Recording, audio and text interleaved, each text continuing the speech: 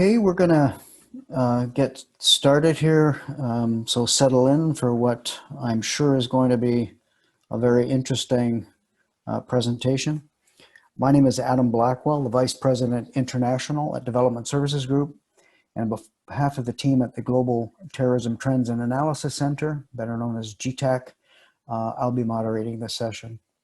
For those of you who don't know us at GTTAC, was created by DSG, Development Services Group, and our partners at George Mason University's Terrorism, Transnational Crime, and Corruption Center, led by Dr. Louise Shelley, to support DSG's contract with the Department of State to develop a database of global terrorism incidents, to prepare the annual Annex of Statistical Information on Terrorism, and to help prepare and edit the congressionally mandated country reports on terrorism.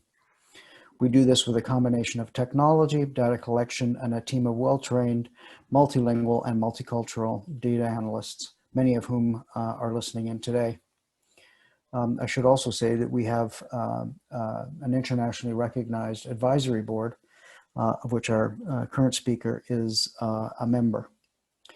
Dr. David Gartenstein-Ross is going to speak to us today on terrorists, technology, tactics, and understanding how violent non-state actors engage in organizational learning.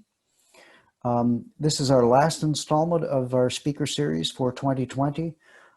As always, if any of you online are interested in making a presentation or expanding our listserv or potential audiences, please let me know either through the chat function in Zoom or through a direct email.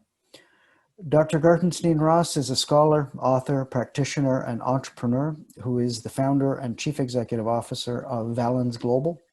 The International Herald Tribune has described him as a rising star in the counterterrorism community.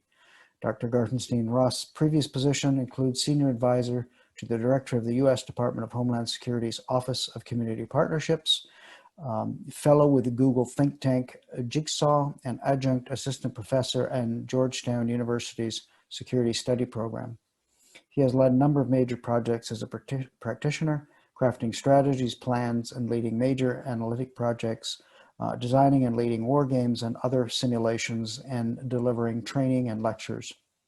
In 2019, Dr. Gartenstein-Ross led Valens Global's efforts to support the drafting, threat assessments, and crafting of priority actions for the U.S. Department of Homeland Security's strategic framework for countering terrorism and targeted violence, which was released in September of 2019 and has subsequently guided DHS's approach to confronting terrorism and other forms of sub-state violence. That document has received widespread acclaim, and the New York Times editorializing that the document focuses unapologetically on right-wing terrorism, particularly white supremacist extremism, which constitute a shift that is both urgent, needed, and long overdue. As a scholar, Dr. Gartenstein-Ross is the author or volume editor of more than 25 books and monographs. He has a book on jihadist groups' organizational learning processes forthcoming from Columbia University Press. Dr. Gartenstein-Ross holds a PhD in world politics from the Catholic University of America and a JD from New York University School of Law. Dr. Gartenstein-Ross will speak for roughly 20 minutes and will then moderate a Q&A using the Q&A feature in Zoom. We will record this session and make it available online after the event. Over to you, Dr. Gartenstein-Ross. Thank you, Adam, for that introduction. It's good to join all of you today, and it's an honor to be a part of this speaker series. As per the introduction, today I'm going to talk about terrorist technology and tactics, or more specifically about the internal learning process that a variety of violent non-state actors undertake. This is a topic that struck me as increasingly important after I made the transition in my career from being solely a practitioner to actually standing up and running an organization. From that vantage point, it became much clearer to me the way that organizational design and internal organizational processes can influence outcomes. And this is part of a project that I've been working on for about 6 years or so, which will culminate, as Adam said, in a book that's coming out from Columbia University Press. But here's how I look at it. Adam, in his introduction, mentioned the work that I've done on white supremacist extremism. If you look at recent WSE attacks, one thing that's noteworthy is the way that attackers across a variety of countries are influenced by other transnational white supremacist extremist or WSE attackers. This graphic demonstrates a few with Anders Breivik and Dylan Roof, both being cited in a later manifesto by Brenton Tarrant.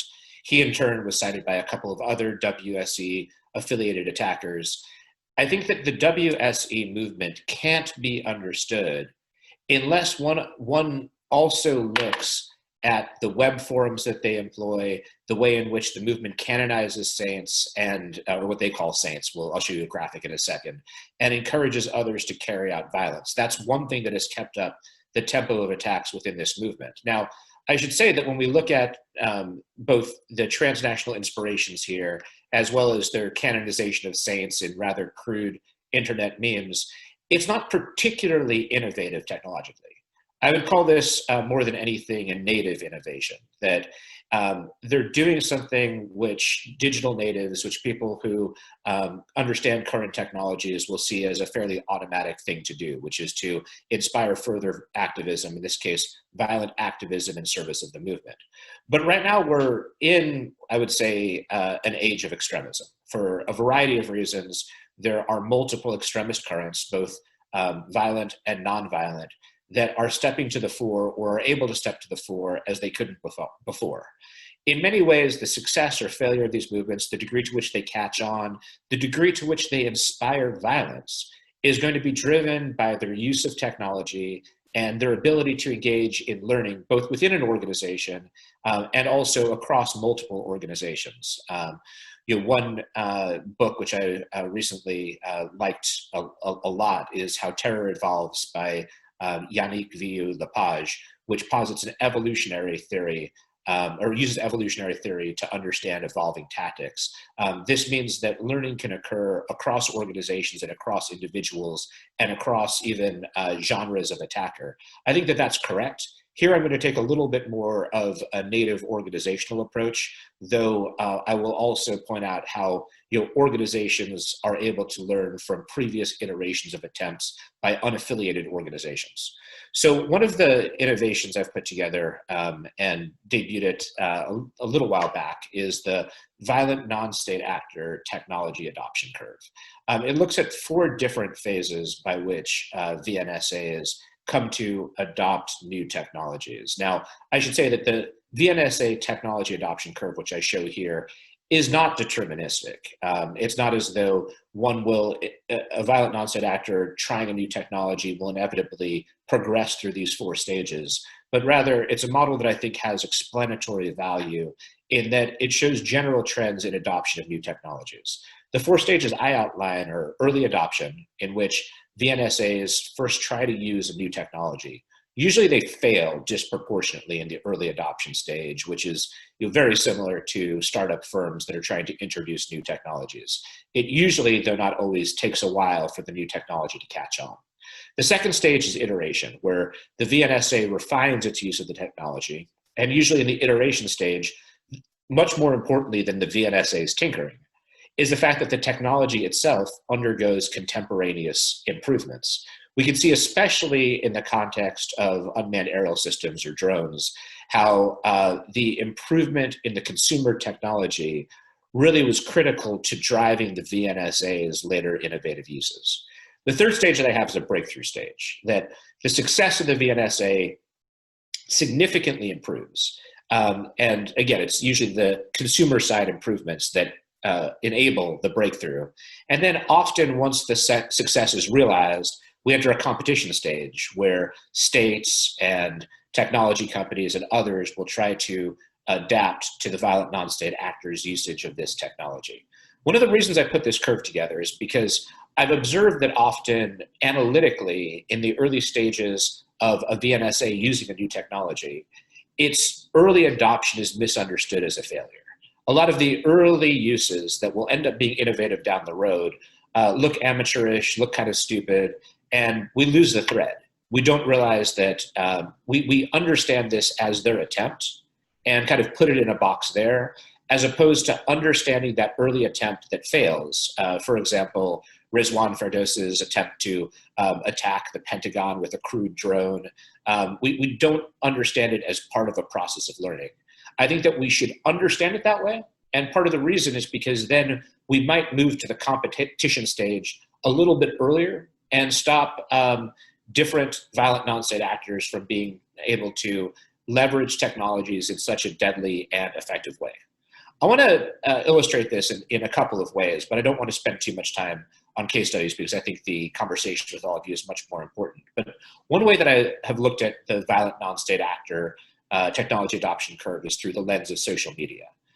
In this regard, Anwar al-Awlaki was a critical early adopter. He came at exactly the right time and was kind of the right person for this. Awlaki is a Yemeni-American cleric. He was an official in al-Qaeda in the Arabian Peninsula who was able to inspire a large number of figures in the jihadist movement. He was there right as Web 2.0, the read-write web, was giving way to the social web. The distinction really between the two is that in Web 2.0, individuals could be more active, for example, comment section on a blog, but we hadn't yet fully entered the social web content production environment where all of us are the content. It's not traditional content providers. So Awlaki used platforms like YouTube and blogs to proselytize, to inspire attacks. He published ACAP's Notorious Inspire magazine with its open source jihad section, which continues to be of relevance when one looks at attacks. One of the interesting things, given what an important and consequential figure he is that he didn't really fully grasp the potential of the social web. He basically used YouTube as though it were still a blog, whereas if you look at later figures, they were able to harness the full extent of what the social web could do for them, basically striking up much more personal connections with potential recruits, making them feel as though these content producers were in fact their friends, even though they've never met in person. As we get past the early adoption phase, there was iteration in VNSA's usage of social media, which inherently relates to the developments of the social web and the way in which the social web has been able to foster intimacy among people who are thousands of miles away, who will never meet face to face. To me, two of the biggest things that occurred during the iteration phase of VNSA's use of social media is first the burst of popularity in social media. If you look at the raw numbers who were using Twitter, using Facebook, it increased significantly, probably 3 times over, between 2010 and 2014, which meant there was just a much bigger audience and it was easier to find the kind of niches that VNSAs could exploit. The second improvement was a burst in end-to-end encryption technology, which suddenly created new opportunities for violent non-state actors. To me, one of the key breakthroughs, and there are many breakthroughs that we can see in VNSA's use of social media, but one that I've spent a lot of time studying is what I call the virtual plotter model. This was pioneered by ISIS, and the virtual plotter to ISIS is an external operations commander who uses online communications to perform all the functions that were previously reserved for physical networks, from scouting out potential recruits, working to radicalize them, working to push them on to carry out attacks, helping them to strategize about the attacks, target and timing, and also, even in some cases, to provide technical advice on how to carry them out. Now, it's not a perfect model. I don't think that it fully replaces physical networks. And one could also find distinct disadvantages embedded within this from the VNSA's perspective. By taking it to the online space, suddenly the opportunities to find clues and to disrupt plots become a bit more. But it created, in my view, a legitimate revolution in external operations, which can be seen, for example, in the pace of attacks and so the innovation in attacks that we saw in Europe during the 2015 to 17 period. Then a good example of a virtual plotter is Rashid Kassim. He was a French jihadist. He was a former social worker. He was a failed rapper, and he would call for attacks through his French language Telegram channel, as well as one-to-one communications with aspiring operatives. He particularly liked to try to find female operatives under the view that if he could spur women to carry out attacks, that would shame men into doing the same thing. And here's a graphic that one media outlet put together on Kassim's various attacks. One thing that's interesting to me about Kassim is you can see this rather grotesque form of innovation occurring, not just in the way that he was communicating through the virtual plotter model, but in the attacks themselves. You had the murder of a French priest, Jacques Hamel, during a service. That's in the upper left-hand side. There were 2 police officers who murdered in Magnanville in France. And one of the innovations there is he'd coached the attacker to, as soon as he had killed them, to go to Facebook Live. The attacker did that while menacing their 4-year-old child, using what he would do with the child. Fortunately, the child survived. But that's the first attack I know of in which the attacker then went to Facebook Live. We've seen that replicated since then, including in the WSE context. Another thing that he did, which is noteworthy, is for the Notre Dame plot, the plot to attack the Notre Dame Cathedral. He took 3 different French women and was able to connect them to form basically a spur-of-the-moment terrorist cell. None of the 3 women had known each other previously. Their only connection to one another was through Rashid Kassim, which demonstrates the way that this model allows you to do new and innovative things. I don't want to exaggerate the importance of the model, but I think it represents a legitimate breakthrough technically for these organizations. Finally, now we're in the competition phase, which has reduced some of the effectiveness of what at least some of the NSAs can do in the online space. The biggest thing that occurred is social media companies using advanced content removal mechanisms, including artificial intelligence and machine learning, to identify content from militant groups that violates their terms of service. ISIS initially adapted to this technically, doing things like redirects and shout outs, that is, pointing other supporters to accounts that banned ISIS members were now using.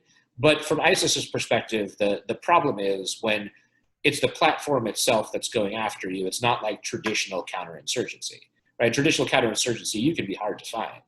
When you're on a social media platform, the social media company does not have much trouble finding you and basically taking the whole network out.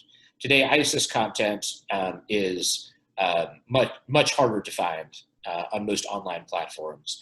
There's also a dent being made in WSE content. In all kinds of content removal, there's going to be controversies that arise as to where the outer bounds of content removal should occur. There'll be fingers pointed about potential double standards in treatment of extremist movements. I don't want to get into those various debates because they raise important policy issues. The point I would make simply is that when social media platforms decide to limit a certain stream of extremist content associated with a certain violent non-state actor, they're pretty effective at doing so and usually force that VNSA to regroup on a different platform. Unmanned aerial systems have a somewhat different trajectory. In both cases, one thing that we can see for VNSAs utilizing the 2 different technologies is that advances intended to benefit the consumer ultimately help VNSAs. So in the early days of VNSAs trying to use unmanned aerial systems for attacks, or unmanned systems writ large, they were very costly. They had limited capabilities. So even a very well-funded group like Aum Shinrikyo, which is a Japanese cult that tried to attack the Tokyo subway systems in the mid-1990s with sarin, even that group, when experimenting with UAS, it just couldn't create a feasible form of UAS attack from its perspective. It was generally in the early days groups that had state sponsorship, such as Hezbollah, that were able to be somewhat successful early adopters. the iteration phase was driven more than anything by significant improvements in UAS technology itself. Drones became cheaper, they became lighter, they started to fly better, and so VNSA started to use them for a variety of purposes. Surveillance, the movement of drugs and other illicit goods. There's been a heavy use of VNSA, or of UAS systems at the US's southern border for the movement of narcotics. In the breakthrough phase, and again, I put ISIS here front and center because they were so loud about it, but I'd point out that there's been breakthrough across multiple VNSAs at the same time. So for ISIS, the reason why there's an ISIS photo here is because they featured drones so prominently in their videos. And here you can see a video that was clearly doctored. It makes them dropping a grenade from a drone look like it's a missile firing down on their targets. So there's some manipulation of the image occurring.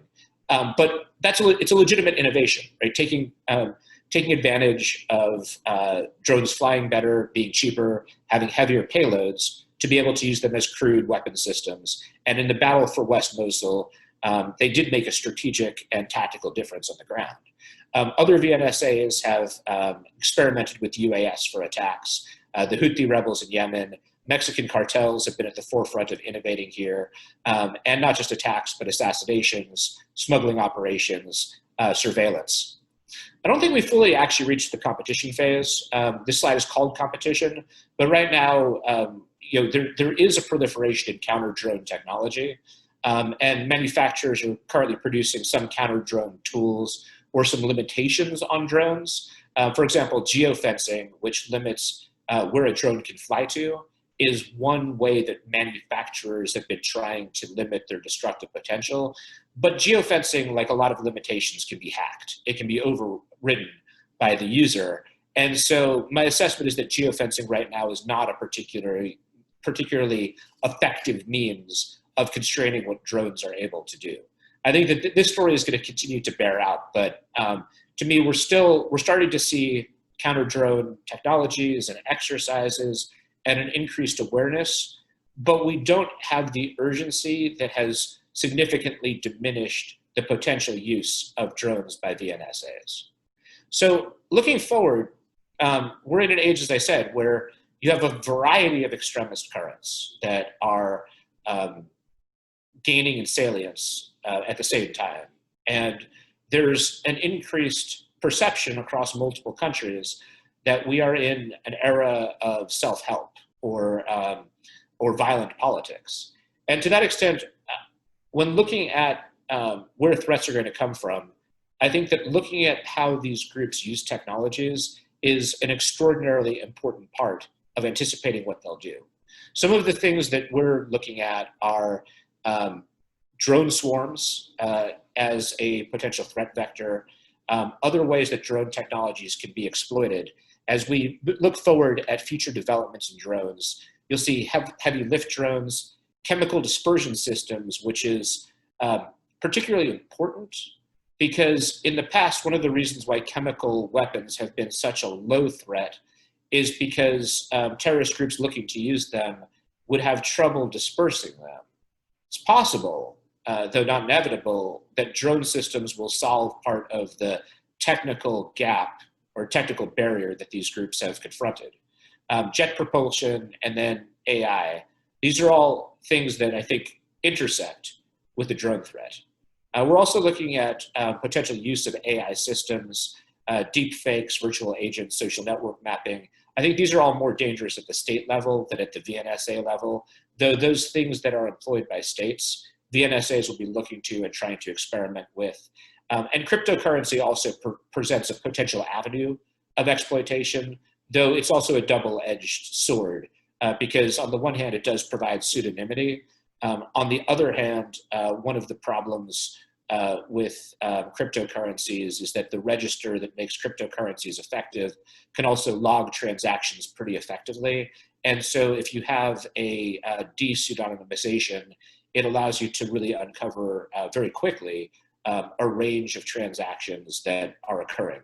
So I think their outlook with respect to cryptocurrency is mixed, though I think there inevitably will be at least some greater use of it by VNSAs.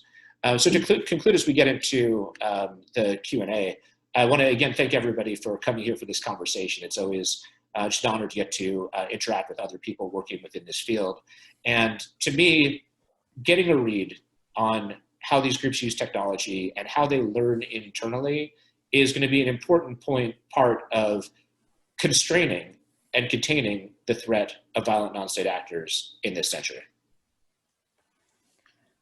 Thank you, Dr. Gartenstein-Ross.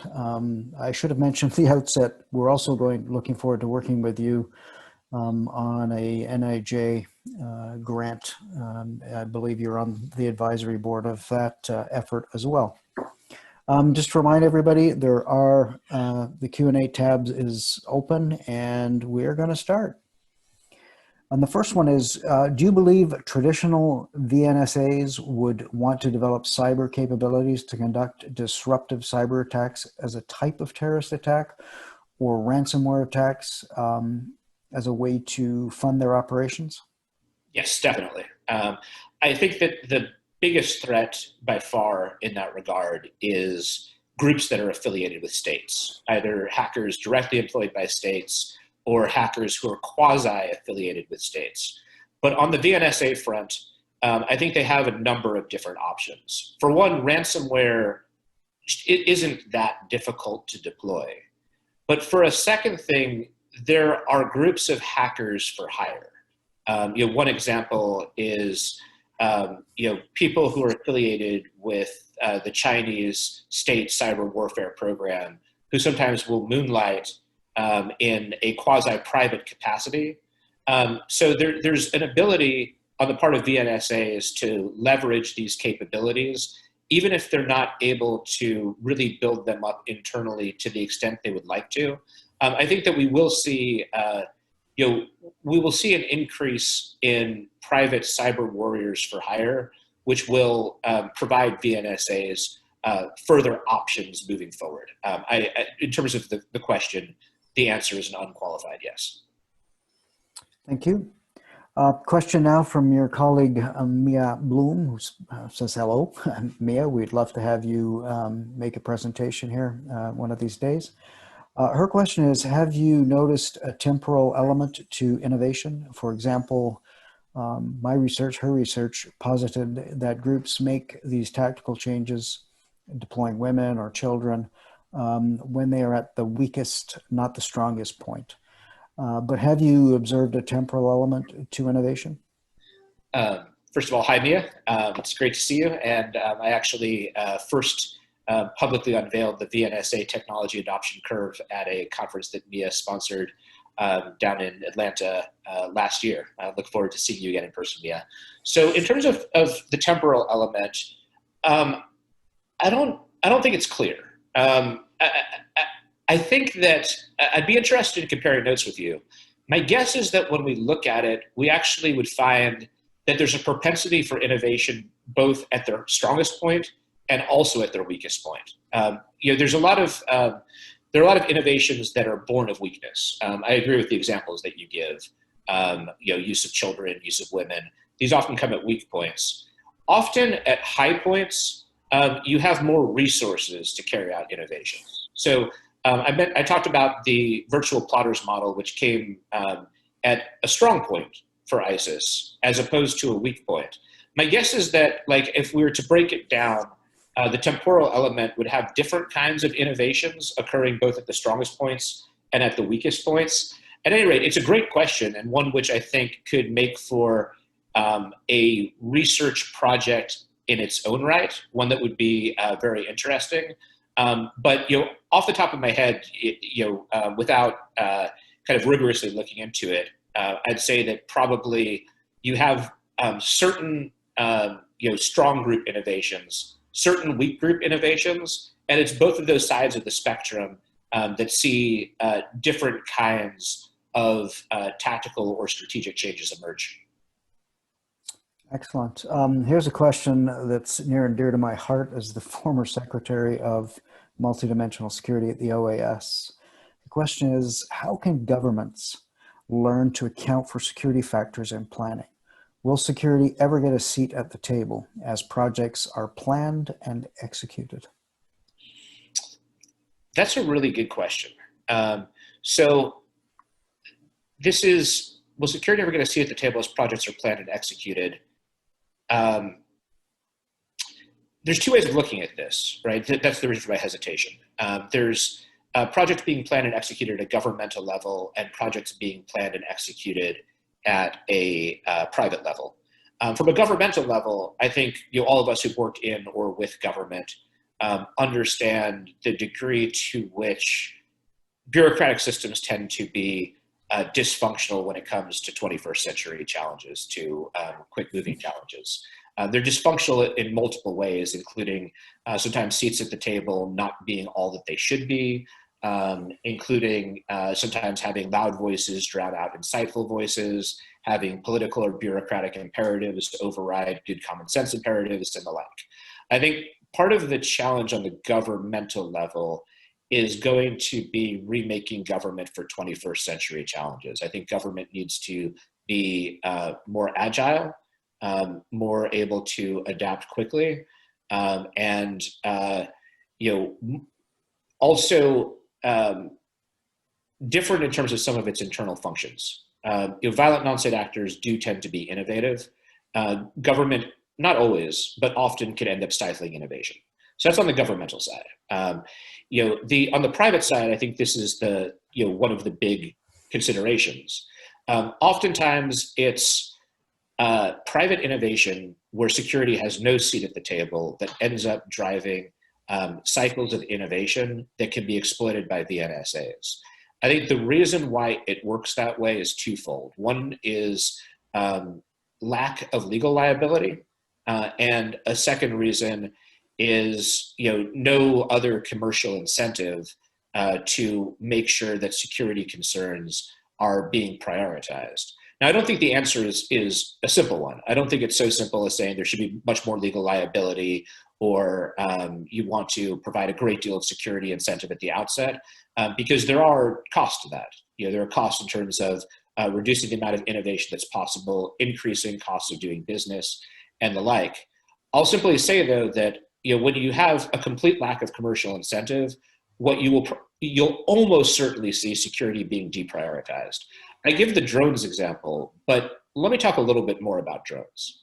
Like in the drones context, the danger from drones is very clear, right? And it's clear that as drones become a more prominent feature of the landscape, there's a lot of ways that they can do dangerous things, ranging from being weaponized to spying, to being used to find people who want to stay hidden for legitimate reasons, to being hacked. There's lots of things that can happen with drones. For drone companies, a lot of drone companies are now doing counter drone work as well.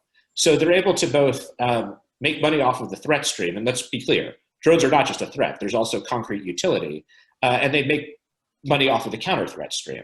Now, I'm not saying that's necessarily wrong, right? But in terms of incentives, there's not an enormous incentive for them to try to reduce the threat at the outset. Even kind of minor measures like engaging in geofencing, which can be overridden, are right now seen as acceptable. So I think one of the conversations with new technologies is, should we change that calculus, or is there a way to alter incentives to minimize the threat from new technologies? There's a much, much broader conversation to be had, and one has to take into account, as I've said, the second order consequences in terms of reduced innovation and the like. But that is exactly where I think the seat at the table question lies. It lies at the question of incentives and trying to fashion the right incentives as new technologies that are potentially threatening proliferate. Thank you. The next question is from our own Dr. Cengiz, who plays a critical role on our State Department project. Research on terrorism profiles shows that they are not well-educated people, but use high technology in their attacks. How do terrorist groups learn how to use high technology? Is it through by states sponsoring VNSAs or recruits? I think what he means is advanced technology. Yeah, it's a great question. At the outset, I'd say that certainly there have been a variety of terrorist groups that are highly technologically savvy. There have been, a good example is Aum Shinrikyo. Aum Shinrikyo attracted, large numbers of PhDs, people with backgrounds in hard sciences, and had a very innovative set of projects on their campus. Al-Qaeda has also attracted a variety of scientists, engineers, and the like. So I would first, in terms of the factual premise, say that there definitely are areas where we've seen very tech-savvy VNSAs. To me, though, a lot of the technological threat of VNSAs is not being driven by tech-savvy people, but rather by pre-existing technologies where all you have to do is fuse two technological streams. So someone with a strategic mind, but not necessarily a technical mind, could do this. I spoke about the virtual plumber model, and for that you had a couple of things that existed, right? There was social media and the prevalence of social media and end-to-end encryption. And that model of attack was created just by fusing those two streams in a way that I think was very intuitive to a lot of ISIS's recruits, who tended to be disproportionately young and digital natives, at least in terms of many of its foreign fighter recruits. So that I think answers it, that there are some exceptions. There are some technically savvy terrorists out there, but a lot of this is being driven by improvements in technology where you don't have to be technical to take advantage of those improvements.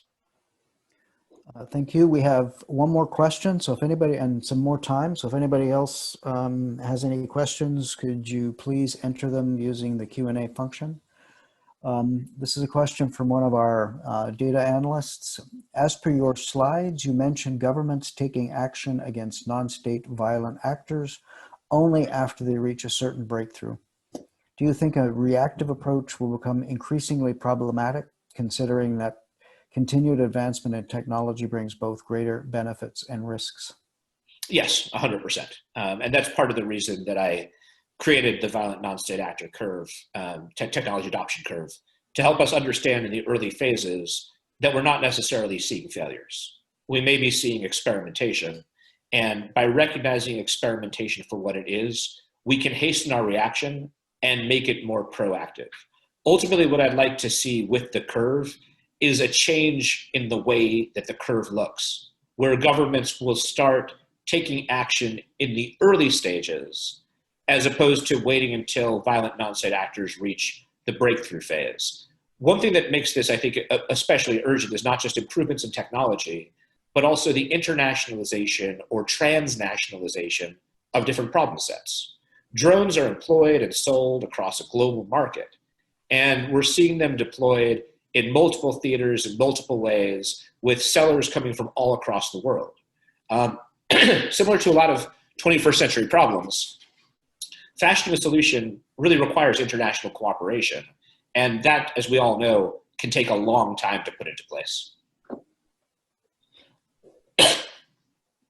Thank you. I have a question for you, David, and it's one that I faced at the Organization of American States, with a very kind of asymmetrical group of countries at various forms of development. But also I see in Africa, where I spent a good chunk of my diplomatic career. How are governments ever going to keep up, especially those that are weak, fragile, where they don't have resources? Borders are porous. What we're seeing right now in the Sahel and Eastern Congo is just a huge mess, with very, very little capability to deal with it. And it seems to me that the more and the easier and the more flexible this technology becomes, the greater this kind of cycle of the capability trap for many of these countries. So have you seen any form of cooperation or any glimmer of hope that that there's some way that these countries can keep up with the advancements of technology?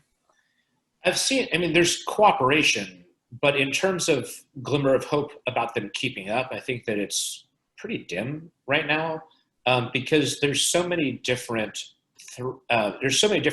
challenge streams in some of these regions that they're dealing with, ranging from VNSAs to to climate change, to dealing with the second order consequences of massive inequality and corruption, and migration issues. There's just a whole lot of intersecting problem sets.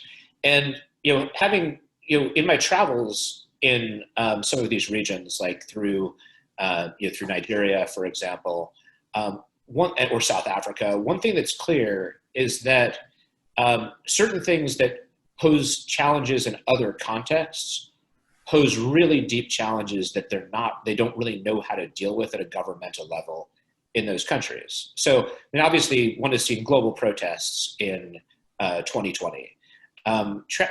Traveling through Nigeria, through South Africa, and some other states, in the, say, 2013 to 2015 period, one thing that struck me was just how ill-prepared they were to even deal with protest that was organized over some of these platforms. It would have the impact of shutting entire cities down for days over relatively small issues, or succeeding in shutting down important governmental installations.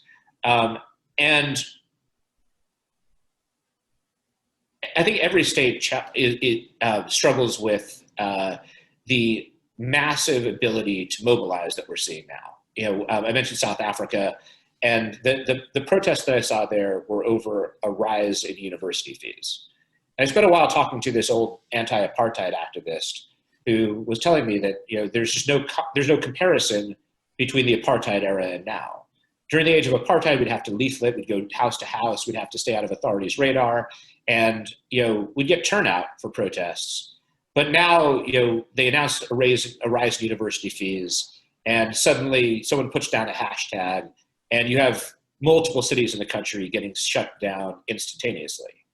One thing that we can see across multiple contexts, you can see this in Eastern Europe, you see this in certain African states, is that when the government's trying to take measures that hurt, austerity measures or other measures, one could argue the policy of that, but sometimes governments have to take unpopular measures. I think everyone can agree, whatever their political perspective, that sometimes unpopular measures are necessary. And the ability to mobilize against those unpopular measures is unprecedented. All of this increases the scale of threat that states are facing and makes it harder for them to be able to deal with advances in technology in any sort of agile method in the kind of regions you're talking about. Yeah, it's disheartening. I have a final question, and then we will let you go back to work. According to international reports, there are a few cases showing the interest of terrorist groups to use Bitcoin. How do cryptocurrency present a potential avenue of exploitation of the VNSAs? This is a great question. So cryptocurrency is not anonymous, but rather pseudonymized. The reason that cryptocurrency has value is that at some point, this innovation came into play where you can keep a ledger of all of the transactions on a particular Bitcoin. That ledger solves the key problem which stands in the way of electronic currency, the problem of double spending. If you have a ledger where you can see all of the transactions, and if it's protected in a particular way, and Bitcoin has its really interesting system of doing so, if it's protected, then you can be sure that when you get a Bitcoin, that you are the one person who owns it, that someone else doesn't have the same Bitcoin. And all of the cryptocurrencies have to do this. They have to have a ledger. It's called a blockchain, which can ensure that you are the owner of that particular cryptocurrency. Now, this creates a problem, though, which is you can see basically the unique user ID of everybody who's on that blockchain. You don't know who they are, but you can see what's going to them. You can see what they hold and what they're spending. And what this means is that if you get de-anonymized or de-pseudonymized, suddenly there's a record of your transactions that's there on the blockchain and one could look back at it. It's this danger that I think somewhat limits the degree to which NSAs, certainly those that are illegal, make use of cryptocurrencies. That being said, it's very clear that their use of cryptocurrencies is increasing. It simply isn't at a level where it rivals traditional currencies. A second challenge for them is that in certain places where NSAs are strong, take Somalia as one example, there's not as much of an ability to spend cryptocurrencies as in certain other contexts.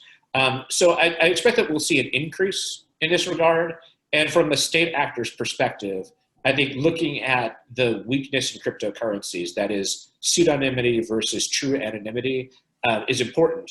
And the second thing that I'd say is important is there are more anonymous cryptocurrencies coming into play. The place where we'll see this play out before we look at violence is in other illicit markets, drugs, prostitution, the kinds of things that made, for example, Silk Road notorious. So I would definitely look in the criminal context for innovations, because I think we're going to see innovation in the criminal context, but a little bit before we see it in the violent non-state actor context. And let me conclude by just, again, thanking all of you for coming out. I think that this is one of those truly important things for us to think about in looking at the challenge of violent non-state actors. The violent non-state actors that are best able to innovate with technology are probably going to be the most consequential. And similarly, for us who are trying to stop major uses of violence against civilian and other targets, it's staying a step ahead and trying to alter the VNSA technology adoption curve so that governments aren't purely reactive, per the question you heard before, but instead can be more proactive at the initial signs that there's going to be danger in a particular technological area. That is one of the keys to us addressing this pressing problem set. Thank you. Thank you. And on behalf of all of us at GTTAC, I would like to thank Dr. Gartenstein-Ross for what I thought was an incredibly interesting, provocative, somewhat frightening talk. So again, any of you out there who would be interested in making a presentation, as you can see, we're a good audience, good questions. And this is kind of a friendly platform to try and help us think through some of these complex, challenging issues that we all face. So with that, I'll thank you all for coming out, and once again, you, David, for your presentation, and we'll be in touch shortly. Again, thanks very much, everybody. Enjoy the rest of your day. Thanks all.